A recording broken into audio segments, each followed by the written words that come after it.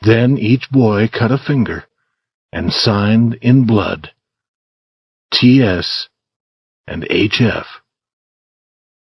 Tom helped Huck to write his H and F. Then they made a hole in the ground near the wall of the building. They placed the piece of wood in the hole and covered it with earth. Now they were certain. Their mouths would never speak about what their eyes had seen. When Tom entered his house through his bedroom window, the night was almost gone. He took off his clothes very quietly and lay down. He believed happily that his aunt would never know that he had been away. But Sid was not asleep. The next morning his aunt gave him some food. Then she wept, and she asked him why he hurt her old heart. She wished to help him to be good. She tried and tried, but she could try no more. 1,000 beatings would have been easier for Tom. He wept, he promised to be good, but he felt that she did not believe his promises. He went to school, and there the teacher beat him and Joe Harper because they had run away from school the day before. Then he went to his seat. A hard object covered in paper was waiting for him there. He opened the paper. Inside was the bright, shining ball that looked like gold that he had given to Becky Thatcher. This was too much. Now his heart was broken.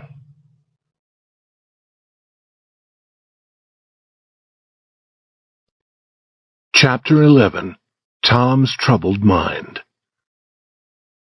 At noon, the whole village suddenly knew the fearful news. The story traveled quickly from man to man, group to group, house to house. The school teacher closed the school. The knife had been found. It was known to be Potter's knife, and Potter had been seen washing himself in a small stream in the very early morning. When seen, he had run away.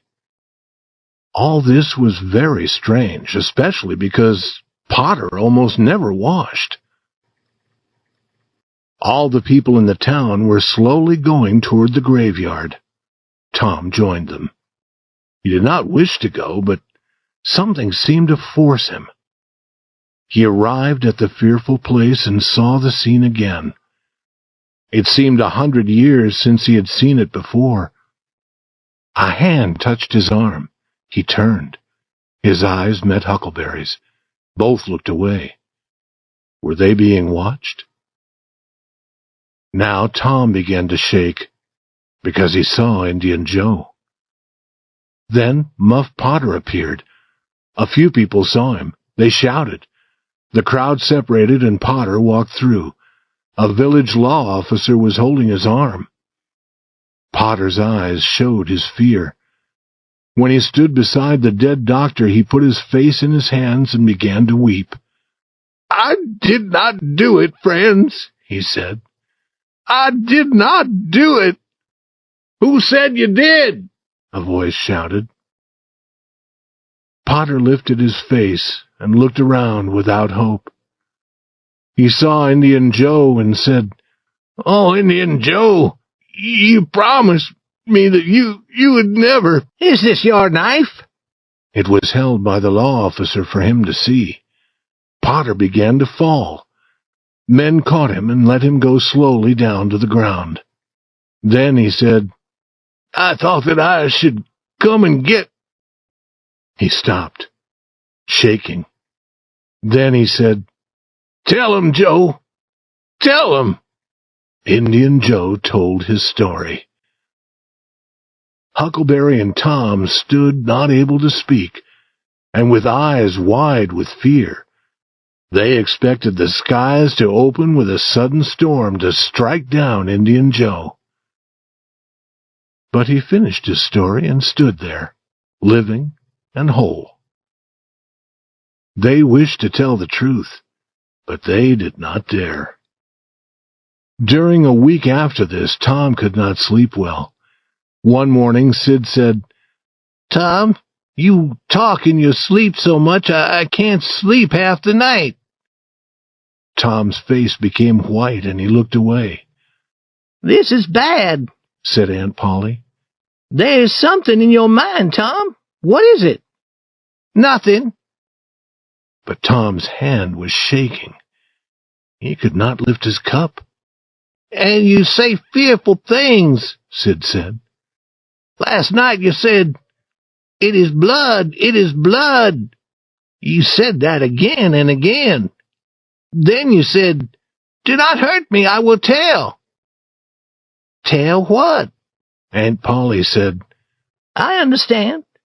It is that killing. I dream about it also." Mary said that she also dreamed about it. And then Sid stopped talking.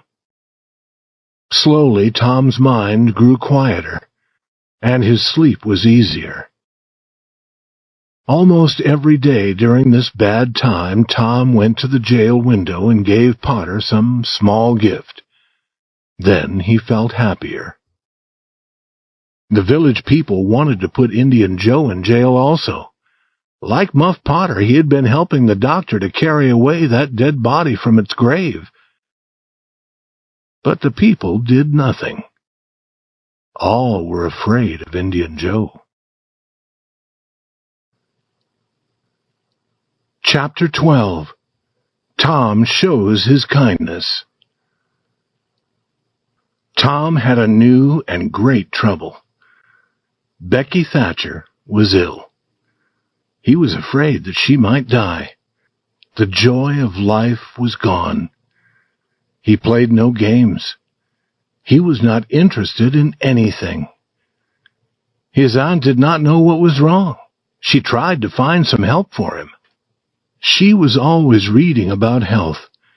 She read about how to go to bed, and how to get up from bed, what to eat, and what to drink, and what clothes to wear for good health, and how to think for good health. She believed all that she read. When she read something new, she wanted to try it. She took Tom outside in the early morning and poured cold water over him. Then she covered him with a wet cloth and put him to bed with heavy covers over him. When he was so hot that water formed on his skin, she was happy. She thought that this would help him. But Tom became sadder and sadder. She tried pouring hot water over him instead of cold. She tried less food. Soon, Tom stopped fighting against what she did. And then she was sure that he was very ill indeed. Next, she heard of something new named painkiller. She put some in her own mouth to taste it. It was like a mouthful of fire. She gave some to Tom and watched him. This painkiller had a strong result. The boy was wildly interested. He acted as if she had built a fire under him. She knew that she had found the right thing. And Tom knew that it was time for him to act. He thought of several plans. He decided to say that he liked painkiller. He asked for it so often that his aunt gave the whole container to him. Now he could have painkiller at any time. She did not know that every day he put some in a hole in the floor. One day as he was doing this, the cat came in and seemed to want some of the painkiller. "You do not want it, Peter." But Peter continued to seem to ask for it. "Are you sure?" Peter was sure. "You have asked for it, and I will give it to you. I am a kind boy. But if you do not like it, remember that you asked." He opened the cat's mouth and put in some painkiller. Peter jumped high into the air and cried a wild cry. Then he started going around and around the room, running against chairs and tables. Next he stood on his back feet and danced with cries of joy. Then he went faster around the room again. Aunt Polly arrived. He rolled over and over and gave one last great cry and jumped through the open window. Tom was on the floor, weak from laughing. Tom, what's wrong with the cat? Cats always do that to show their joy. But Aunt Polly saw the painkiller. She knew what had happened. She caught Tom's ear and pulled him up, then hit him with her hand. Why did you do that to the cat? Because I'm sorry that he has no aunt to care for him. Has no aunt? Why do you say that? Because if he had an aunt, she would give him a drink that burned his mouth and not think of his feelings. She would say, if the drink was good for a human, it would be good for a cat. Aunt Polly thought, if it hurt a cat, it might hurt a boy also. She put her hand on Tom's head. I was trying to help you, and I was trying to help Peter, and it helped him. I never saw him move so fast. He was smiling at her now. Oh, Tom, I will not give you any more painkiller. Go to school and try to be a good boy.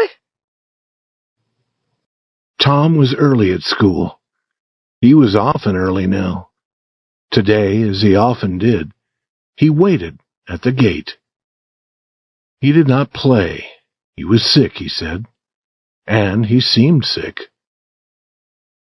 Jeff Thatcher came down the road, and Tom's face was brighter, but quickly it was dark again.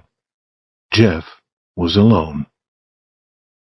When he saw a girl's dress far away, he watched and watched, but the girl was never the right one. He entered the school and sat down to suffer. Then one more dress came through the gate. Tom's heart jumped. The next moment he was outside again, shouting, laughing, running after other boys, jumping over the fence, standing on his head. He was doing all this to make Becky Thatcher watch him. She never looked at him. Was it possible that she did not see him? He came running and shouting. He threw a boy's hat over the schoolhouse. He ran through a group of boys, and then he fell at her feet. She turned away with her nose raised high in the air. Some people always want other people to look at them. His face became red. He stood straight and walked quietly away. Chapter 13. The Young Pirates. Tom had decided now. He was sad and without hope. He was a boy with no friends. No person loved him. He had tried to do what was right, but they would not let him. Yes, they were forcing him into a bad life. He could now choose nothing else. He had come far from the village. He heard the distant school bell, and he knew that he would never hear it again. Tears fell from his eyes. Here he met his best friend, Joe Harper. Joe's eyes were filled with anger, and it was easy to see that there was a great and sad purpose in his heart. Tom said that he was going to travel around the world, never to return to the village. He hoped that Joe would not forget him. And Joe had come to say the same to Tom. They were two souls with only one thought. Joe's mother had beaten him, but he had done nothing. She plainly wished him to go away. Therefore, he was going. He hoped that she would be happy now. He hoped that she would never be sorry about sending her boy into the cold world to suffer and die. The two boys walked together. They agreed to be like brothers. They would never separate until they died. They began to plan. They decided to be pirates. 3 miles south of the village there was an island in the river. The Mississippi River was a mile wide there. The island was long and not very wide, and it was covered with trees. No people lived on it, and few people lived on the river's shore near the island. It would be a good place for pirates. Then they met Huckleberry Finn. and he joined them. They talked, and then they separated. They would meet again beside the river 2 miles north of the village at 12 that night. Tom knew where they could find a small boat. They would take it. Each boy would bring food and other useful things if possible. Tom arrived with meat and a few other things. He stopped among the trees on a hill above the meeting place. There were many stars, and it was very quiet. The great river lay like an ocean at rest. Tom listened a moment, but the quiet was broken by no sound. Then he whistled gently. The whistle was answered from below. Tom whistled 2 more times and was answered again.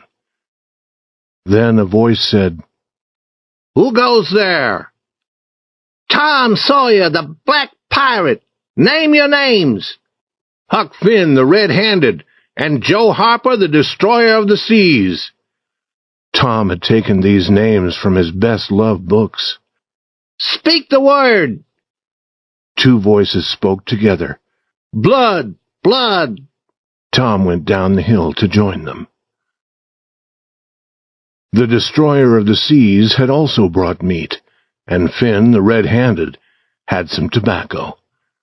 The black pirate said that they must also have fire.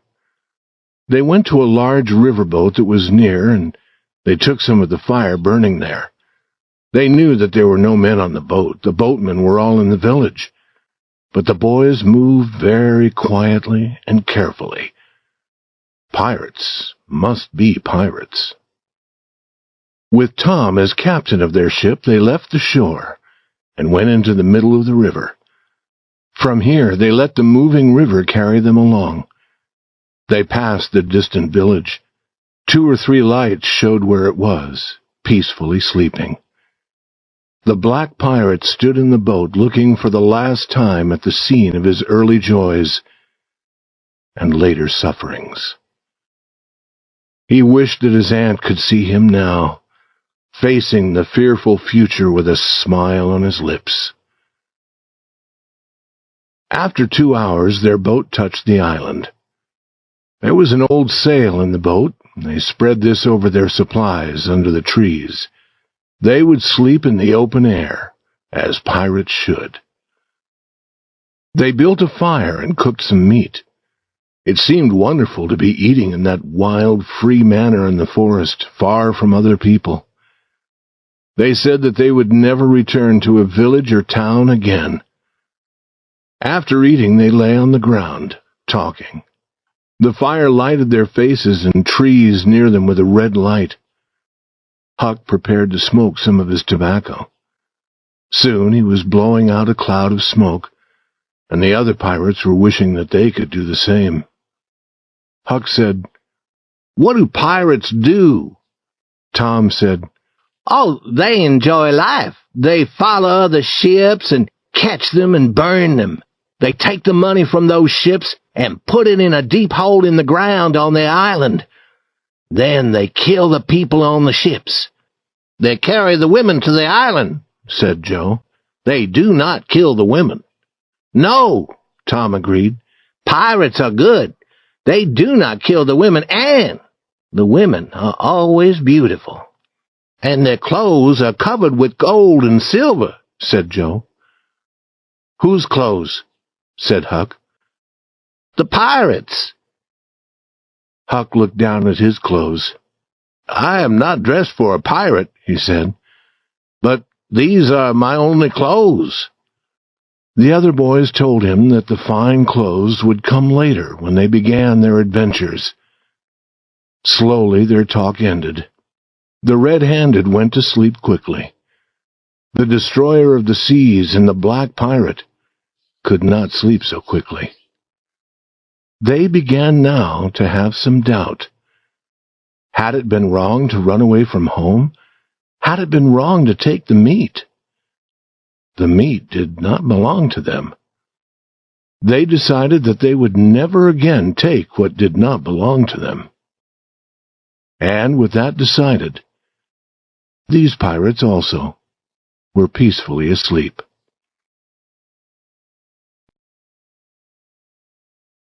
Chapter 14. Island Life. Tom quietly leaves. Opening his eyes, Tom wondered where he was. He sat up and looked around. Then he remembered. It was cool, and the light was the gray color of early morning. There was a delightful feeling of rest and peace in the deep quiet of the forest. A thin blue breath of smoke rose from the fire. Joe and Huck were yet asleep. Now, far away, a bird called. Another answered.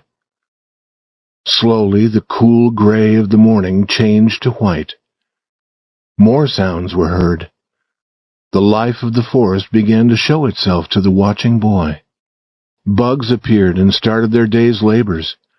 Birds were making many noises now. A big bluebird stopped very near to Tom. It turned its head to one side and sat watching its strange new neighbors.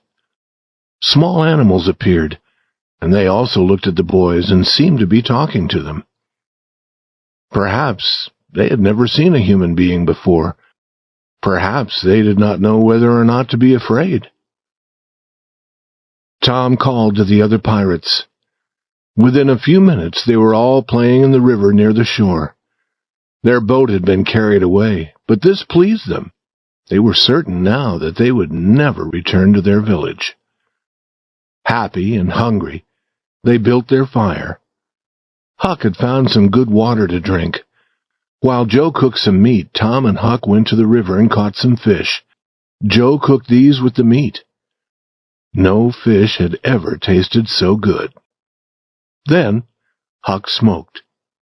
After that, they all started to walk through the trees to see what they could discover. They found much to delight them, but nothing surprising. The island was almost 3 miles long and 1/4 of a mile wide. It was very near to the shore on one side, but far from the shore where their village was. They played in the river often. It was the middle of the afternoon before they returned to their fire. They ate some meat again, and then they sat in the shade to talk. But the talk soon stopped. The quiet, the loneliness were beginning to change their happiness. They began to be sad. Tom and Joe were thinking of home. Finn the red-handed, who had no home, was thinking of the places where he usually went to sleep. But they did not speak to each other of this weakness. Now they heard a distant sound. They looked at each other and listened. There was a long quiet, and then the sound. Then a long, long quiet, and then again. We must go and see. They jumped up and ran to the shore nearer the town. The trees there were small and grew thickly. Through them the boys looked across the water. They saw a big riverboat. It was the boat that crossed the river many times every day. Now it was coming slowly down the river. It was crowded with people. There were many small boats around it. Then from the riverboat came a cloud of white smoke, and then another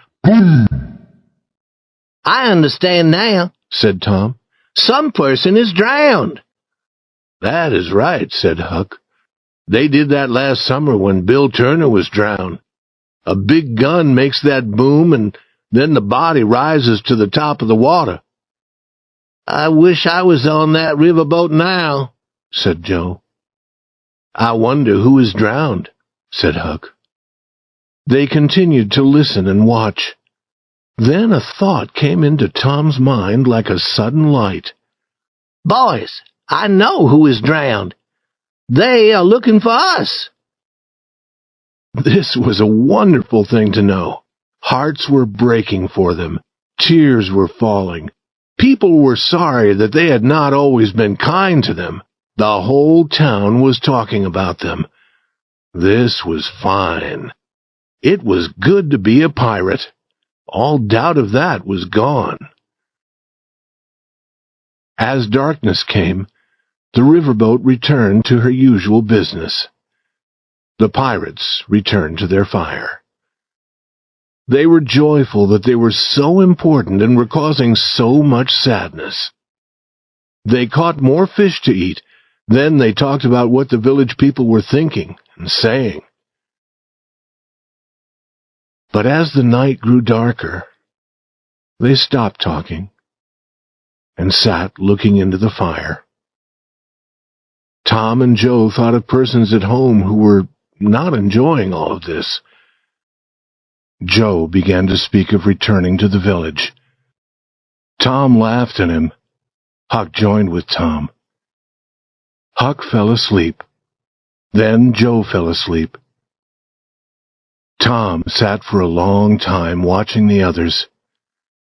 Then he stood up. He found 2 pieces of thin wood on which he could write. After writing on the wood, he put one piece in Joe's hat.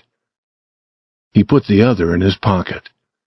Then, carefully, he moved away among the trees. When he knew that they could not hear him, he began to run toward the river. Chapter 15. Tom learns what is happening. A few minutes later, Tom was walking into the water toward the shore where the riverboat was tied. The stream was not wide here, but it was strong. It carried Tom south, but after a while he arrived at the river's edge. He found a good place and pulled himself out of the water. He began walking north through the trees, near the shore. He arrived at an open area across the river from the village. The riverboat was lying near. Everything was quiet under the stars. Watching with both eyes, he entered the water again. There was a small boat tied behind the large boat. Soon he was pulling himself into the small boat. After a minute or two, he heard a bell. The riverboat began to move. He knew that this was the last time it would cross the river that night. 12 minutes later, the boat stopped. Tom was quickly in the water again, swimming to the shore. Soon he had jumped over the fence behind his aunt's house. He looked through a window into a lighted room. There sat Aunt Polly, Sid, Mary, and Joe Harper's mother. They were talking. They were beside the bed, and the bed was between them and the door. Tom went to the door and opened it quietly. He thought that he might be able to go inside without being seen. He began moving carefully on his knees. "I feel a wind. Is that door open?" said Aunt Polly. "How strange. Many strange things are happening now. Sid, go and close the door."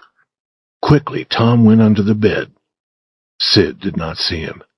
"But," said Aunt Polly, "he was not bad.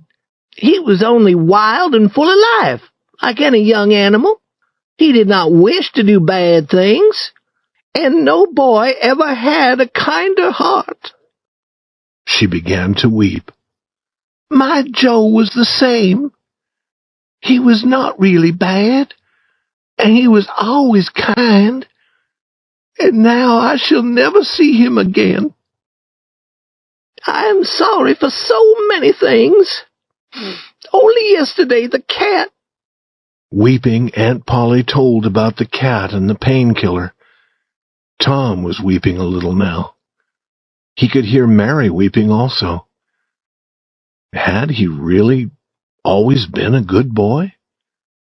It was quite surprising to think this. But now he was beginning to believe it. He wished to rush out from under the bed. He wished to fill his aunt with joy. But he remained still and listened. Their small boat had been found 5 or 6 miles down the river. Now, hope for them was gone.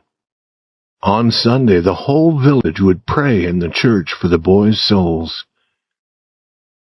Mrs. Harper went home. Sid and Mary went to bed. Then Aunt Polly prayed for Tom. Her words and her old voice were filled with love.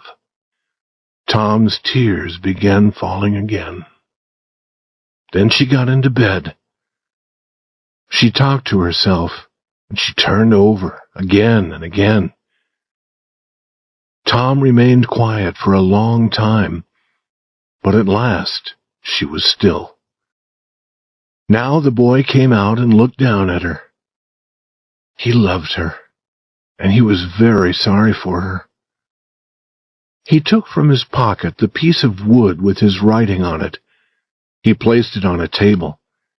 She would see it there in the morning. But then a new thought came to him. He considered it. His face grew bright. He put the wood into his pocket again. Then he kissed his aunt's lips and went out the door. He returned to the river and to the riverboat. There was a man who guarded the boat, but he would be sleeping. Tom knew that. It was easy to take the small boat. He got into it and moved it first up the river. Then he crossed to the other shore. He had often crossed the river in a small boat, and he knew how to do it. He considered taking the small boat to the island. A real pirate would keep the boat. But people would try to find it, and they might find the boys also. He got out of the boat and walked south along the shore. At daylight, he could look straight across the stream and see the island. He rested. Then he entered the water. Soon he was on the island. He heard Joe say, "No, Tom is true, Huck. He will return. What has he been doing, I wonder?" "Here I am," cried Tom, stepping out from among the trees. In a short time they had caught more fish and were eating them. Tom told his adventures. Then Tom found a place in the shade. There he was able to sleep until noon. Chapter 16. A Night Surprise. The boys played in the water and on the shore, but the next day Joe was very sad. Would he ever be happy again? It did not seem possible. Huck was also sad. Tom was not happy, but he tried to seem happy. He had something interesting to tell them, but he was not yet ready to speak. However, if they did not feel better soon, he would be forced to tell it. He said, trying to seem happy, "I think there have been pirates on this island before. How would you like to find an old box full of money? We should go and hunt for it." But the other boys were not interested. Joe said, "Boys, I want to go home. It is very lonely here." "Oh, no, Joe, you'll feel better soon," said Tom. "Think of the good fishing here." "I'm not interested in fishing. I want to go home." "But, Joe, this is the best swimming place." "I do not want to swim. I want to go home." "Baby, you want to see your mother." "Yes, I do want to see my mother, and you would want to see your mother if you had a mother." "I am not a baby." "But you like it here, Huck. You want to stay? You and I will stay?" Huck said, "Yes." He did not seem very sure. "Let Joe go if he wants to go," Tom said. "We do not need him." Joe began to walk into the water, to start swimming toward the shore where the village was. Tom looked at Huck. Huck looked away. Then Huck said, "I want to go, Tom. We can go, Tom, can't we?" "I won't. You can go, but I'm going to stay." Huck started to walk sadly away. Tom felt a strong desire to follow. He hoped that they would stop. but they went slowly forward. Suddenly Tom knew that it had become very lonely and quiet. He ran after the other boys, shouting, "Wait! Wait! I want to tell you something." They stopped and turned, and he began walking into the water towards them.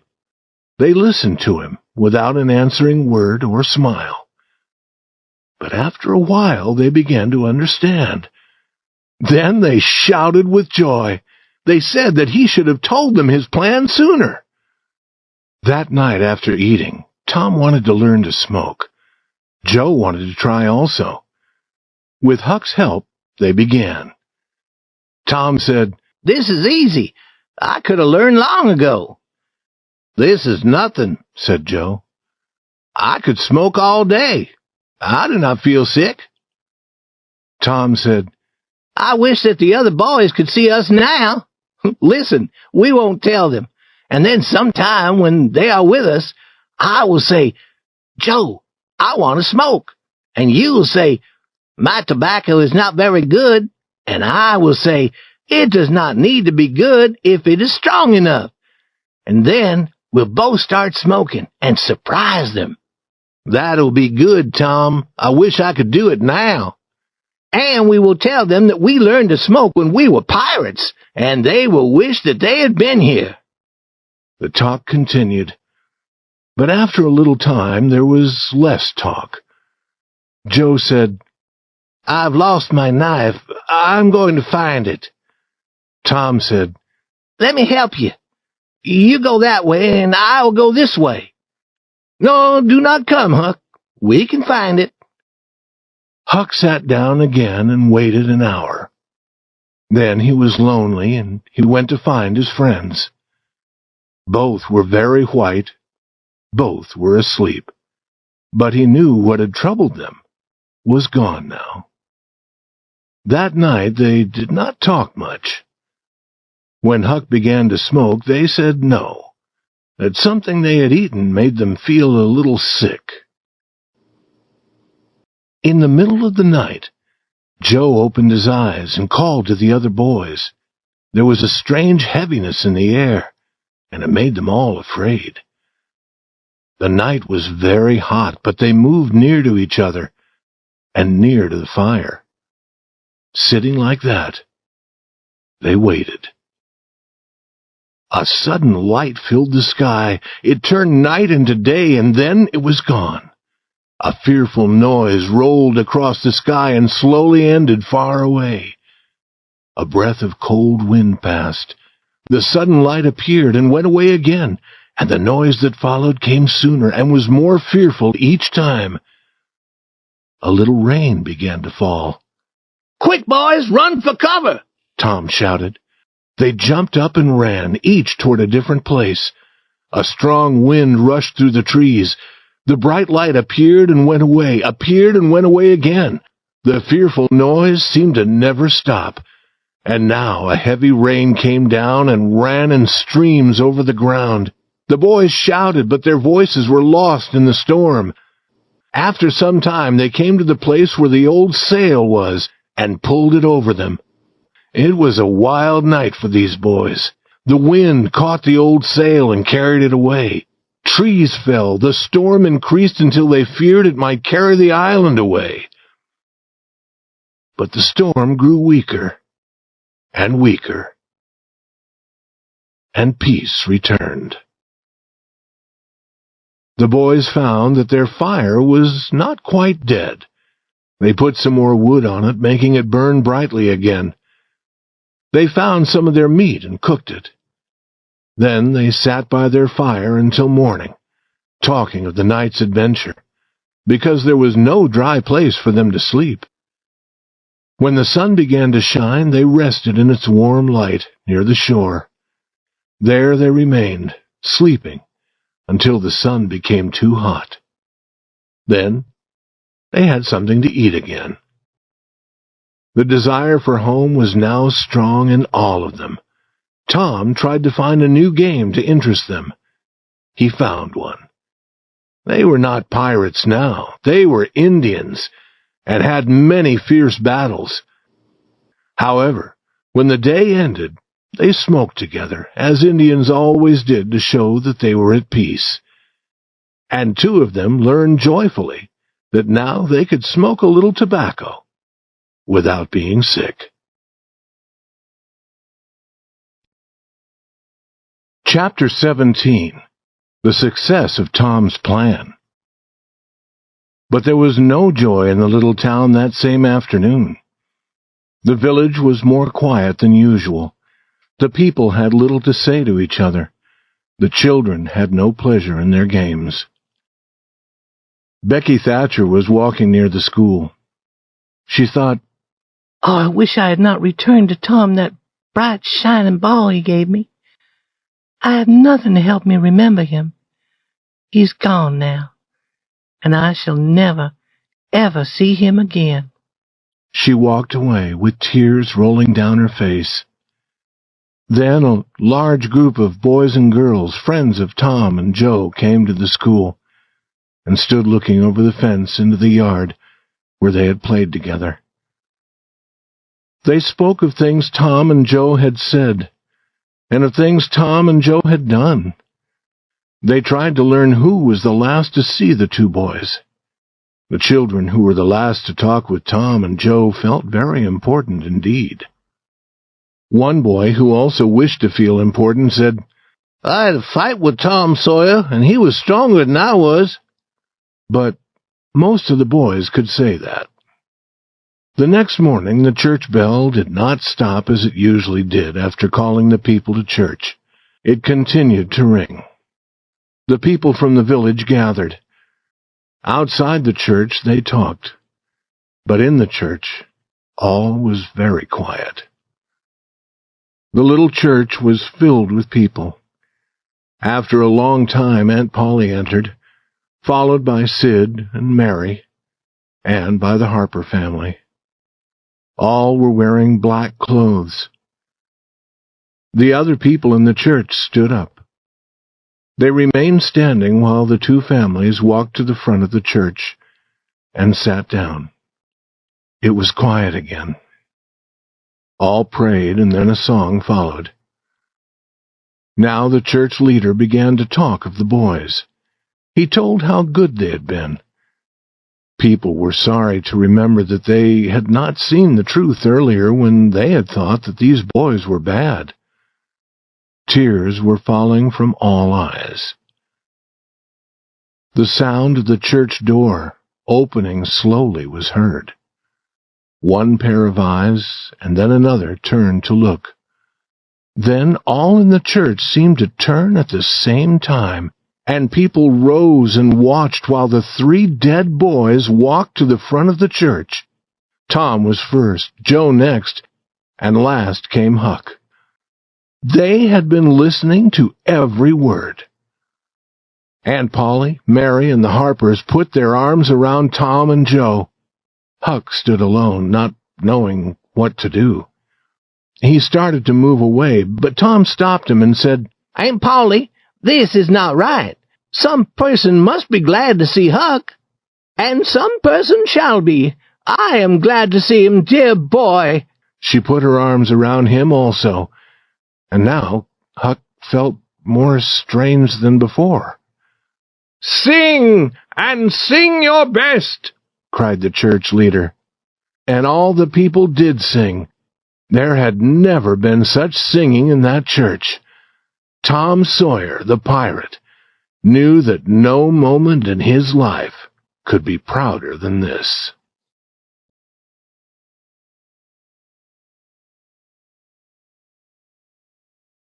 Chapter 18. Tom's Wonderful Dream. That was Tom's great plan, to return home with the other pirates and go to the church to hear the people pray for their souls. They had returned across the river in the darkness the night before, and had stayed in the forest until nearly daylight. They had entered the church and finished their sleep there before the people came. Then they appeared at the most important moment. The next morning, Aunt Polly and Mary were very loving toward Tom. He had everything he wanted to eat. There was much more talk than usual. Aunt Polly spoke. "We can laugh now, Tom, but you were not very kind to let me suffer. You came across the river to surprise us in church. Why could you not come across the river to tell me that you were not really dead?" "Yes, you could have done that, Tom," said Mary. "I believe you would have done it if you'd thought of it." "Would you, Tom?" said Aunt Polly. Her face was brighter at this thought. "Would you, if you thought of it? I hope you love me enough to do it. Did you think of it?" "Tom is always rushing," Mary said. "He never thinks." "Sid would have thought, and Sid would have come. Tom, someday you'll be sorry. You will wish that you had cared more for me, but then it will be too late." "I do care for you," said Tom. "I wish that I had thought, but I dreamed about you." "A cat does as much as that. What did you dream?" "Well, I dreamed that I saw you sitting there by the bed. Sid and Mary were sitting with you. I dreamed that Joe Harper's mother was here. Indeed, she was one night. Did you dream any more?" "Yes, but I can't remember all of it." "Try, Tom. Try to remember." "You said that the door must be open because you could feel the wind coming in. You said that was strange. And you told Sid—" "What did I tell Sid, Tom?" "You told him— you told him to close the door. And you were talking about me. I remember better now. You said that I was not bad. You said that I was only wild and full of life like any young animal. I never heard anything like this in all my life. And some people say that dreams are never true. Tell me more, Tom." And then you began to weep. "Yes, I did. I did." Then Mrs. Harper began to weep. She said that Joe was good also. And then you told all about my giving the painkiller to the cat. And then there was a lot of talk about finding our bodies and about praying in the church on Sunday. It is all true. And Mrs. Harper went home, and you prayed for me, and I could see you and hear every word. And you went to bed, and I was very sorry for you. And I had a letter for you. It was on a piece of wood. On the wood were the words, "We are not dead. We are away being pirates." I kissed you on the lips and went away again. Did you, Tom? Did you? She took him in her arms. "It was very kind, but it was only a dream," said Sid. "Be quiet, Sid. And Tom, here's a big apple for you. And now, you children go to school." Tom walked slowly and proudly, feeling that all eyes were watching him. Smaller boys followed him, proud to be seen with him. Boys of his own size tried not to show that they knew he had been away. But they did know. They wished that they had sun-brown skin like his. They wished that they were as famous. Tom decided that he no longer was interested in Becky Thatcher. Being famous was enough pleasure for him. When Becky arrived at school, Tom seemed not to see her, but he saw her playing with other boys and girls. He saw that she often came near him and looked at him, and he began talking to Amy Lawrence. Becky tried to go away from him, but her feet would not do as she wished. They carried her near the group around Tom. She said to one of the girls, "Mary, where were you yesterday? I wanted to tell you about the picnic." "Oh, whose picnic?" "My mother is going to let me have one. I hope that she will let me come. It will be my picnic, and I may ask those that I want. I want you and all my friends to come."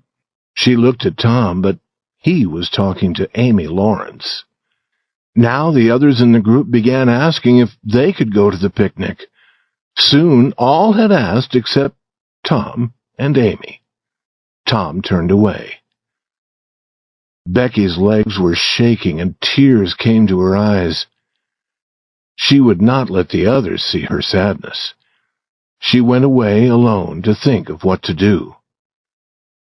When Tom saw her again, she and a boy named Alfred Temple were sitting together, looking at a book. Now Tom suddenly wanted to stop talking to Amy. He escaped from her and went to look again at Becky and Alfred Temple. And Becky seemed not to see Tom, but she saw him, and she saw that he was suffering, and she was glad. That Alfred Temple, Tom thought. Alfred Temple in his fine clothes. I will catch you. I will take you. And he began hitting the air as if he were fighting with the other boy. At noon, Tom went home. Becky again looked at the book with Alfred, hoping that Tom would see them. But Tom did not appear. Suddenly she began to weep. She left Alfred and walked away. Alfred followed, hoping to find some way to make her happy again, but she said, "Go away. I never want to see you again." Alfred was quick to understand. Becky had been trying to make Tom suffer. Alfred went into the school. He saw one of Tom's books and thought how he could hurt Tom. He opened the book to the page they were to study that afternoon. He destroyed the page in a manner that would make it seem that Tom had done it.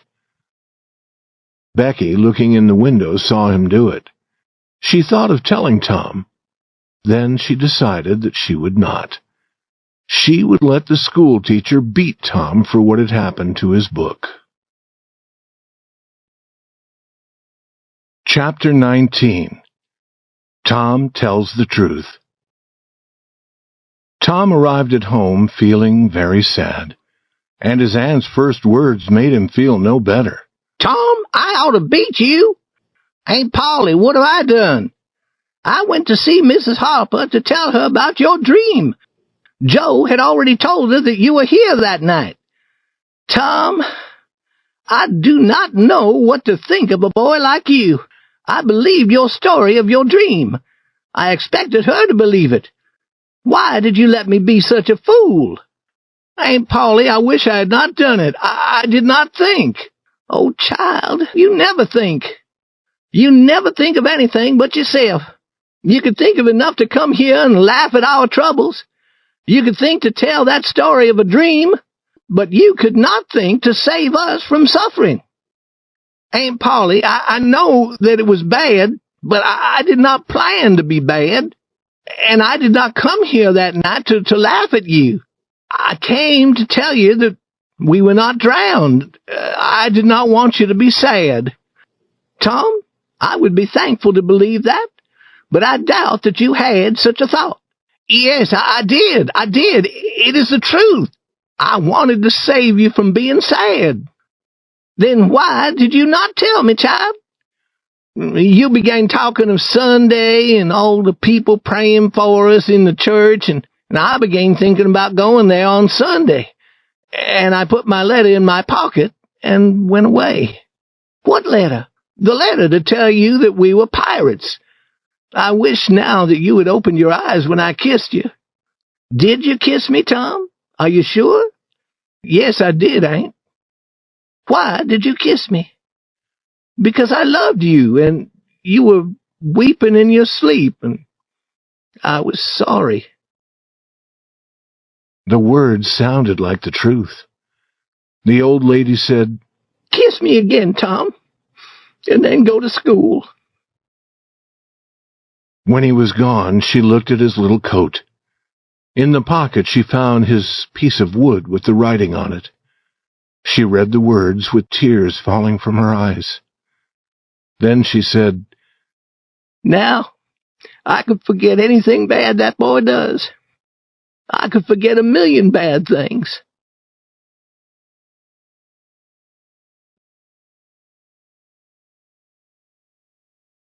Chapter 20. Becky Has a Problem. Tom was happy again.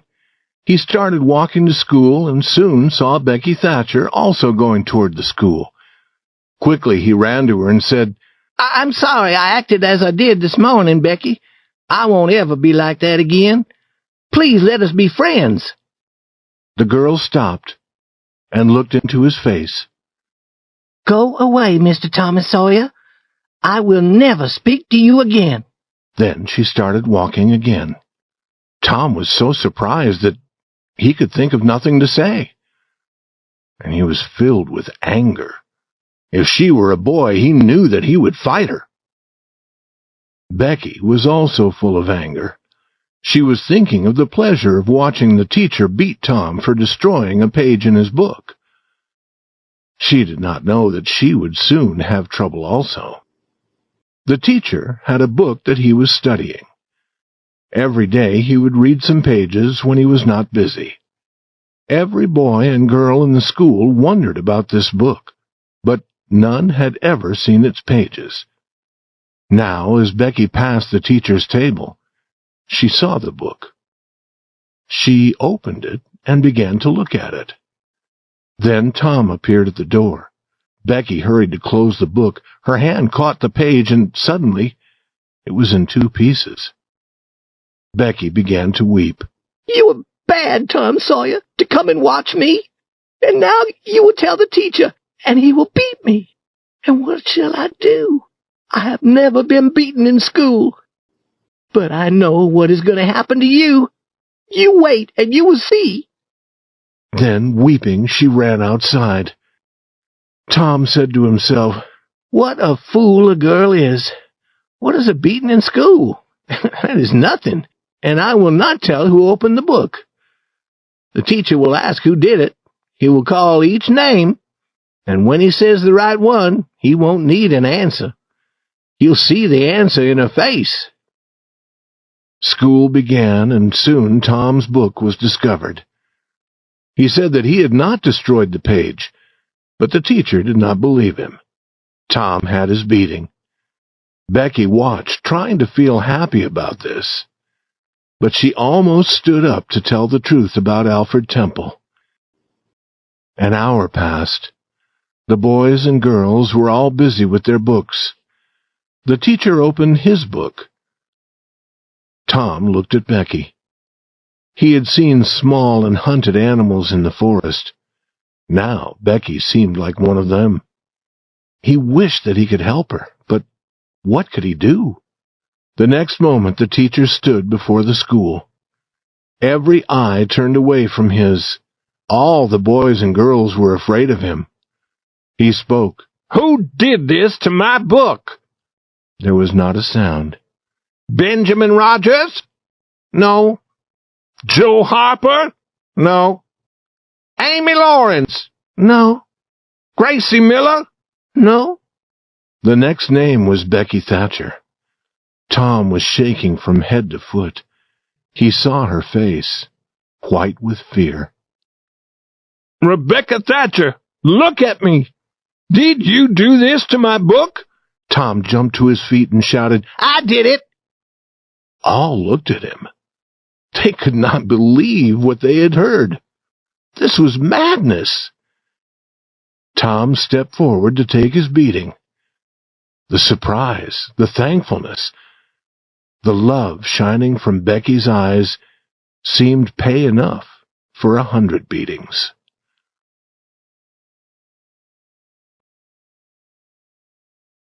Chapter 21. Old Muffs Friend. Summer had come. For several months there would be no school. Tom discovered that the days were too long. He did not have enough to do. He decided to make a record of everything that happened. But nothing happened during 3 days. He decided that a record would be of no value. Becky Thatcher had gone away. During the summer she was living in another town with her father and her mother. The thought of the fearful killing in the graveyard was always in Tom's mind. It was like a pain that would not go away. Then Tom became sick. For 2 long weeks, Tom remained in bed without knowing what was happening in the village. He was very ill. He was interested in nothing. Then he seemed to be better.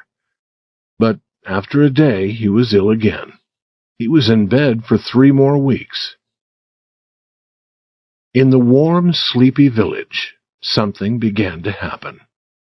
A judge was coming to listen to the story of the killing in the graveyard. He would decide what to do about Muff Potter. Every person in the village talked of this. Tom could not escape from it. Every word made his heart beat faster. He was always afraid when people talked to him about it. He took Huck to a lonely place. He wanted to be sure that Huck had not told the story. Huck, have you told about that? About what? You know what. Oh, no, I have not. Never a word? Never a word. Why do you ask? I was afraid. Tom Sawyer, we would not live 2 days if that story was told. You know that. Huck, could any person make you tell? If I wanted that Indian Joe to drown me, they could make me tell. Good. I think that we are safe if we do not talk, but we should make another agreement. It'll be more sure. They made another agreement, as before, signed in blood. What is the talk that you hear, Huck? Talk? It is all Muff Potter, Muff Potter, Muff Potter. It makes me want to go where no one can see me. I hear the same talk. They're going to hang him. Do you feel sorry for him sometimes? Almost always. Almost always. He has never done anything to hurt any person. He only fishes to get some money so that he can get drunk. He is really good. Once he gave me a fish when he really did not have enough for himself. And he helped me at other times when I needed help. He helped me also, Huck. He helped me to catch fish. I wish that I could get him out of jail. We can't get him out, Tom. And if we did, well, they would catch him again. Yes, but I do not like to hear what they say, for he never did that. And I do not like it either, Tom. The boys talked for a long time, but it did not make them happy. As night came, they were near the little jail. Perhaps they hoped that something good might happen. But nothing happened. They went to the window and gave Potter some tobacco.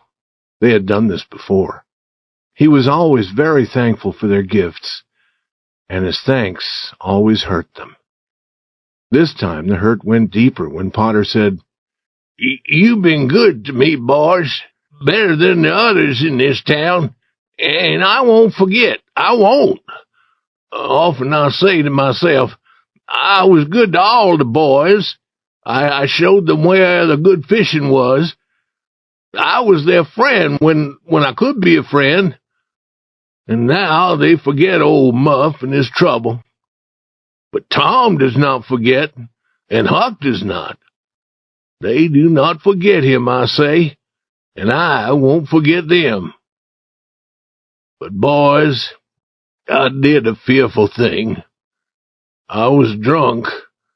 That is the only way that I can explain it. Now I must hang for it, and that is right. It is best also. I hope that it is.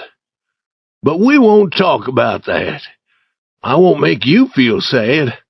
You've been my friends. But what I want to say is this.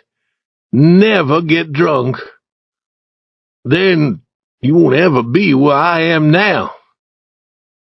Stand where I can see you. It is a pleasure to see friendly faces when a man is in trouble like this. You're the only ones who come here. Good, friendly faces. Good, friendly faces. Now stand on each other's shoulders and let me touch your faces. Good. Let me touch your hands also. Little hands and weak, But they could have helped Muff Potter, and they would help him more if they could. Tom went home feeling very, very sad. His dreams that night were full of fearful things. During the next 2 days, he went to the town meeting house. The judge was there listening to the story of the killing. Tom wished to go into the meeting house to hear what was happening, but he forced himself to stay outside. Huck was having the same experience. They were careful not to meet each other. They would go away from the meeting house, but soon they would return. Tom listened when people came out. The news was always bad. At the end of the second day, people said that Indian Joe's story never changed. There was no doubt what the judge would decide.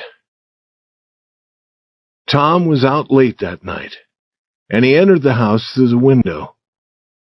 He could not sleep for several hours. All the people in the village went to the meeting house the next morning. This was to be the important day. Potter, who appeared to have no hope, was brought in. All eyes were turned to him, and Indian Joe was there too. Then the judge arrived. Now a man was asked to tell what he knew about the killing.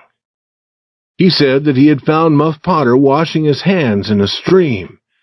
It was very early on the morning after the killing. Another man was asked to tell his story. He told about finding a knife near the doctor's body. Then a second man spoke about the knife. He knew that it belonged to Potter. A man who had studied law sat beside Muff Potter. He was there to help Potter. But he asked no questions as these men told their stories. It seemed strange. Was he not trying to prove that Potter had not killed the doctor? More men told their stories, and the man beside Potter asked them no questions. After a while, all the stories against Potter had been told. Then the man beside Potter stood up. He spoke to the judge. Your Honor, we plan to prove that Muff Potter was drunk that night. We plan to prove that he did not know what he was doing. But we have changed our plans. We wish to ask Thomas Sawyer some questions. Surprise appeared on every face, including Potter's. Every eye was watching Tom. He stood up and walked forward. He looked very wild because he was deeply afraid. The questions began. Thomas Sawyer, where were you on the night of the killing at about the hour of 12? Tom looked at Indian Joe. He could not speak. The people listened, but the words did not come. After a few minutes, however, the boy had more strength. Some of the people could hear as he said, In the graveyard. Louder, please. Do not be afraid. You were? In the graveyard. A cold smile appeared on Indian Joe's face. Then it was gone. Were you near Hoss Williams' grave? Yes. Louder, please. How near were you? As near as I am to you. Could you be seen? No. I was behind the trees at the edge of the grave. Was another person with you? Yes, I went there with... That is enough. We will call him when we need him. Did you carry something there? Tom did not answer. Speak, my boy. The truth is always honorable. What did you carry there? Only a dead cat. There was a little laughing. The judge ordered it to stop. We plan to show the bones of that cat. Now, my boy, tell us everything that happened. Tell it as you wish, but tell it all, and do not be afraid. Tom began slowly. Then his words came more and more easily. Every eye looked at him. With open lips, the people listened to his words, forgetting everything but his story. Now he came to the end. Interest became greater and greater. And as the doctor hit Muff Potter with the board, and Muff Potter fell, Indian Joe jumped with the knife, and Indian Joe jumped toward a window, striking all who tried to hold him. In a moment, he was gone.